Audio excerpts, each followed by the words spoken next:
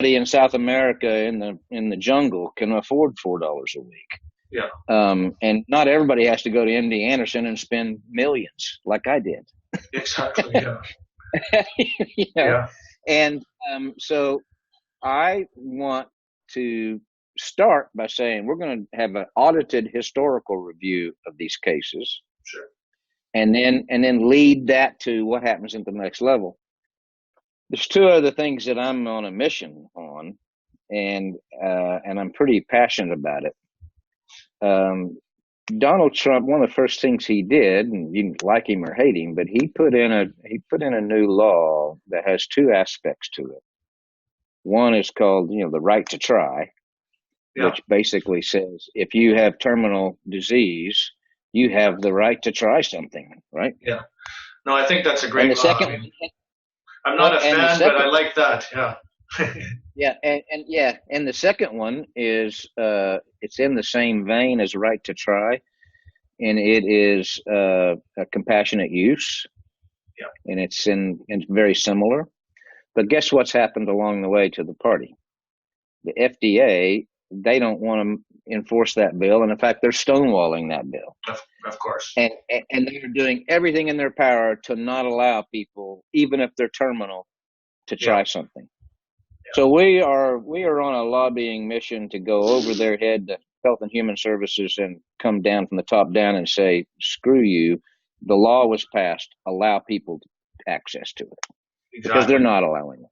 Yeah. Well, 75% of their funding, I think 75% of their funding comes from the pharmacy companies, the FDA. Oh, and it's even more incestuous than that.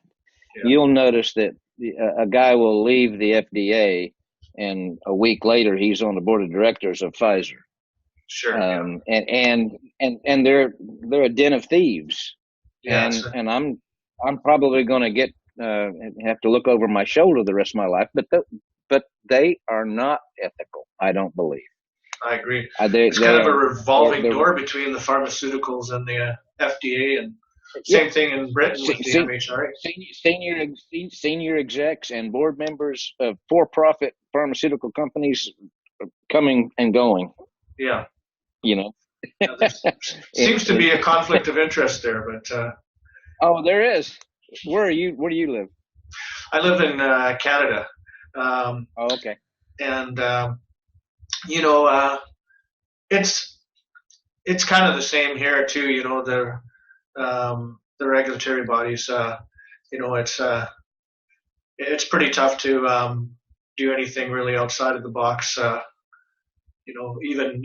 But I think that's great. The lobbying for stage 4. When you have no other choices, you got to look outside the box, and you should have that freedom. I thought that you had a really neat idea with,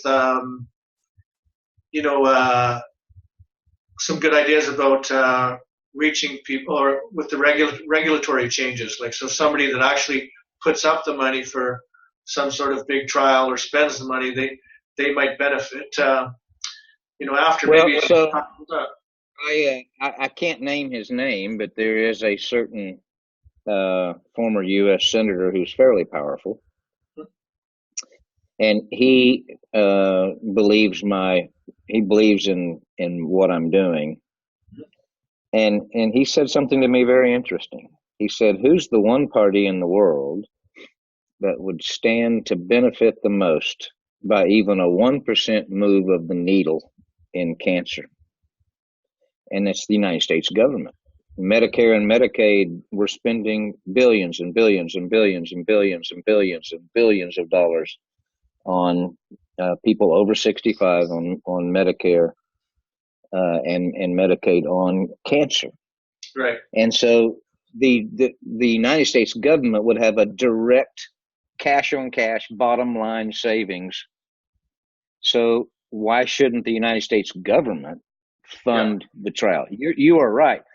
Nobody with a 30-year off patent drug, nobody's going to spend $300 million or $200 million on new clinical trials, only to have generic competition the next day. It's not going to happen.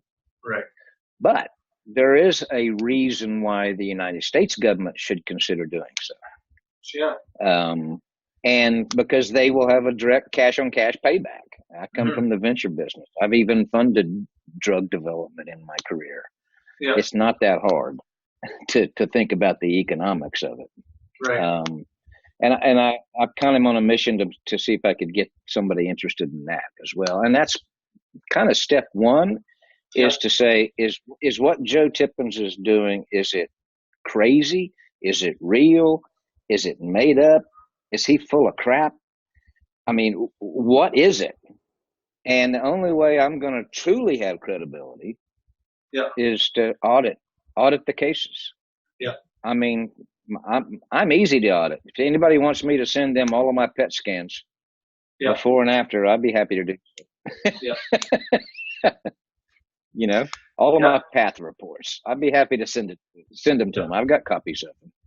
Yeah. But I'm only one case, and there's dozens.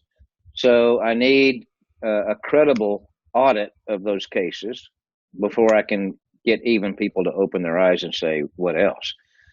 Another thing I'm working on is, and this one's really far-fetched, and everybody thinks I'm really crazy for even thinking about it.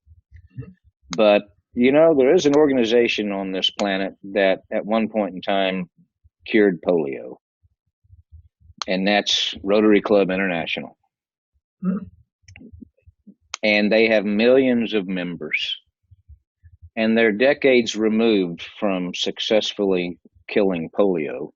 Right. And I think as an international organization with millions of members, I think that they are kind of looking for the next disease state that may be their next hurrah. Yeah. And I think putting together a 1 million-man clinical trial with people all over the world could actually be done.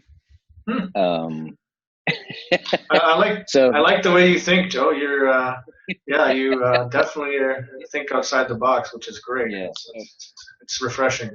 Well, you know what? I get asked almost daily, why aren't you monetizing this?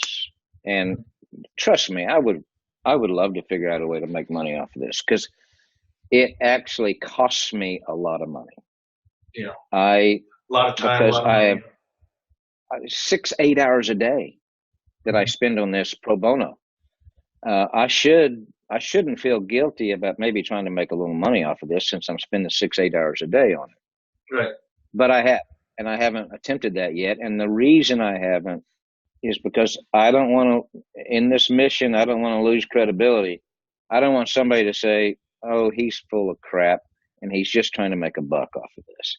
Right. I'm not making a penny on it. I'm spending money on it, a lot of money. I have on the Facebook page, thank God for volunteers. I've got 6 moderator administrators who are policing that Facebook page, because as you know, you get a bunch of crazy people trying to access a group like that, multi-level marketing people and people selling stuff and people who are just crazy naysayers. So you got to police that site, and it takes and it's global. It's all over the world, you know. So you got to have Southern Hemisphere people and Northern Hemisphere people, and we're doing all of that for free. Everybody's doing it with donated volunteer time. Yeah. And I've kept it that way because I don't want somebody to say, oh, it's a for-profit deal and his story is only so he can make money. And because that's not what I'm doing. No. I was spared for a reason.